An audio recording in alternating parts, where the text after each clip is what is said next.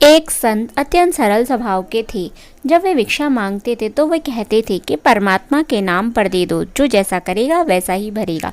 उस नगर में एक उल्टा व्यभिचारिणी स्त्री रहती थी। जब वह स्त्री संत के वचन सुनती है कि जो जैसा करेगा वैसा भरेगा, वह सोचती है कि ये संत मुझे तो नहीं सुनाता है। उसके मन में पाप आ गया। उसने सोचा कि कैसे इस संत को मार दूं। स्त्री ने 2 लड्डू खूब की मेवा आदि डालकर बनाए और उसमें जहर मिला दिया। जब वह संत उस स्त्री के दरवाजे पर गुजरा तो उसने कहा कि जो जैसा करेगा वैसा ही भरेगा। स्त्री सुनकर बाहर आई। उसने संत से कहा, ये 2 लड्डू तुम्हारे लिए बनाए हैं, बहुत अच्छे हैं, इन्हें अभी खा लेना। ऐसा कहकर संत को दे दिए। संत सरल स्वभाव का था। उसने लड्डू ले लिए और आगे बढ़ गया। आज उसे भिक्षा कुछ ज़्यादा ही मिल गई थी। यहाँ अपनी कुटी पर आ गया।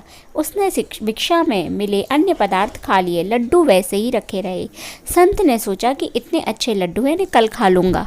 उसी रात को उस स्त्री के पति और पुत्र कहीं बाहर से आ रहे थे। वो बहुत थक गए थे और भूख भी लग रही थी। दोनों ने सोचा कि संत की कुटी पर कुछ विश्राम कर लेते हैं। जब वे संत के पास पहुंचे तो संत ने उन्हें बिठाया। पुत्र ने कहा कि बाबा, भूख लगी है, कुछ खाने के लिए है तो दे दीजिए। संत ने दोनों लड्डू एक पिता को और एक पुत्र को खाने के लिए दे दिए। लड्डू खाने के बाद दोनों का प्राणांत हो गया। वे दोनों मर गए।